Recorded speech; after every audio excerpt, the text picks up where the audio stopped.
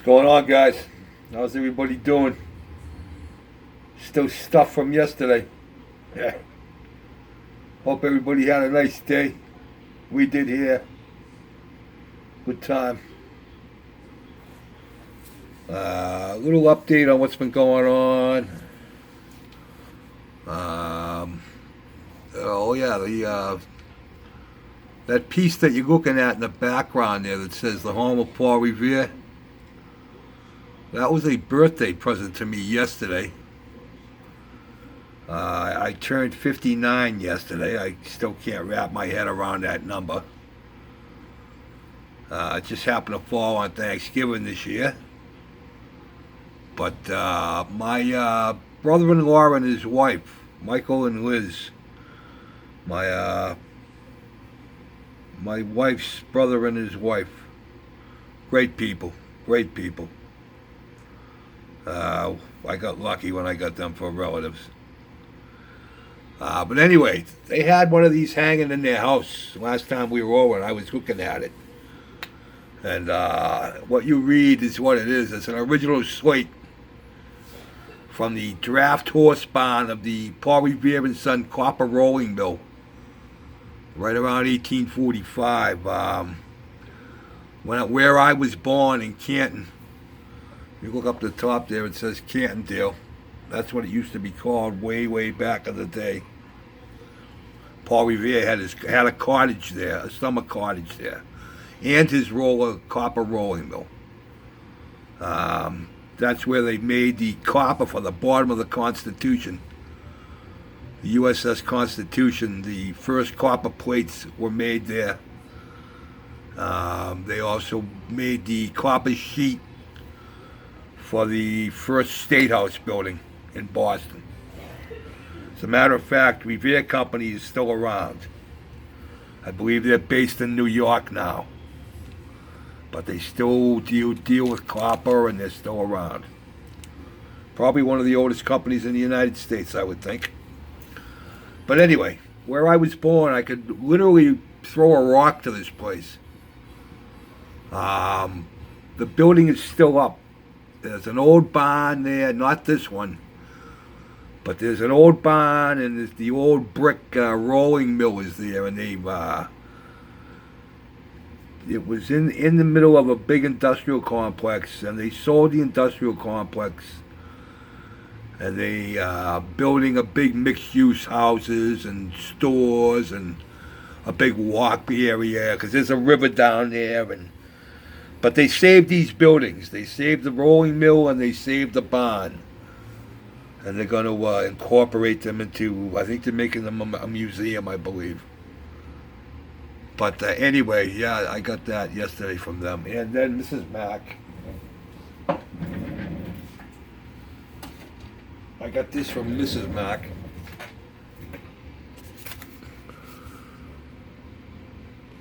This is yeah, I can't wait to put this together. It's all laser cut wood, and yeah, it's supposed to work, I guess. The doors open, everything turns. But yeah, this ought to be fun. You'll be seeing this in a future video. I'll have to build that for her. Progress today. I'll spin you around here. Sorry, boys, but today I got the black on the P51. I got that all done today. So now the object is to let it dry, give it a couple of good days in the heat here, and paint this nose yellow. The nose is going to be yellow, so it'll. I don't know if I showed you guys the decals, decals, transfers, whatever the hell you want to call them. These are the decals for it. So the nose is going to be yellow. So we got that done. I got the props done today. The prop blades done today. They come out really good.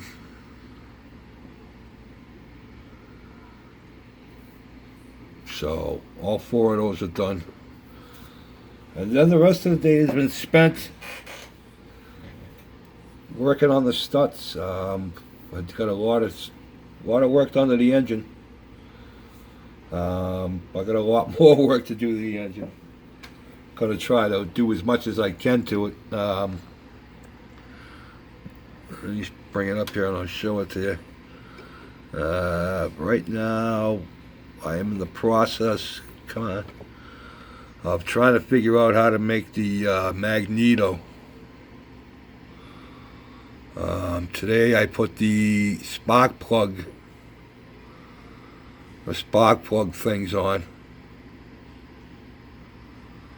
I got some good pictures. I found a good website. It's got manuals, everything, all of the races. I found some good technical drawings. I got a couple of great pictures of the motor. I got this here. Got that one. This here is the 4-cylinder, but it gives you it still gives you a nice look. That's not what this motor is, the T-head. But what I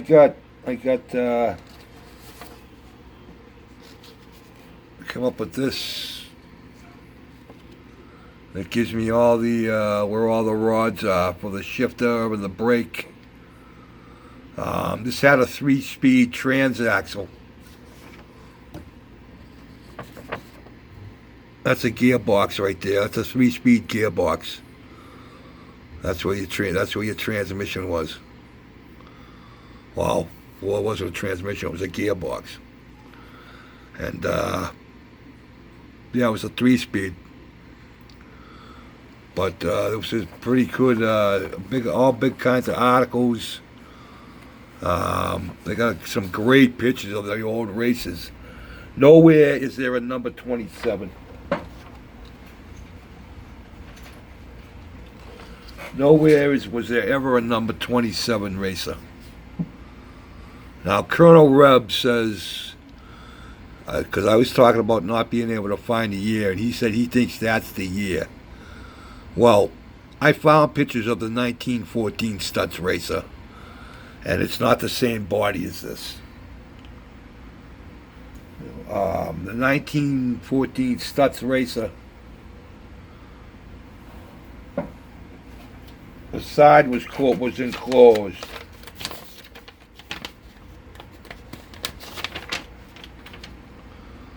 The side was enclosed.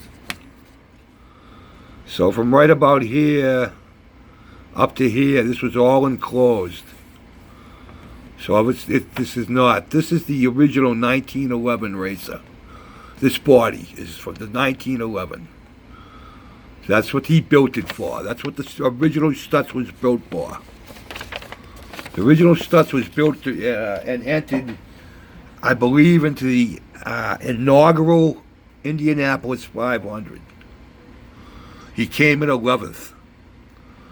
And actually, the only reason he came in 11th because he had tire trouble. But after that, they got the slogan, the car that made good in a day. That was the slogan they came up with. And then after that, he took off. Everybody wanted one because they were so freaking fast. They were great races.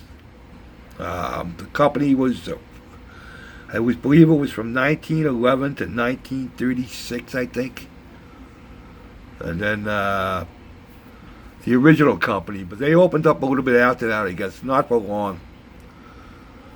But the original racer was called the Bearcat. And that's where they got the name, the Bearcat. It was from the name of the racer. It wasn't called a Bearcat. They gave it that name, the Bearcat. So when somebody says a Stutz Bearcat, that's where the name came from, was the original racer. And that's what this is going to be built as. So I got a lot of things to do with this motor. Oh, running out of time, guys. Peace out.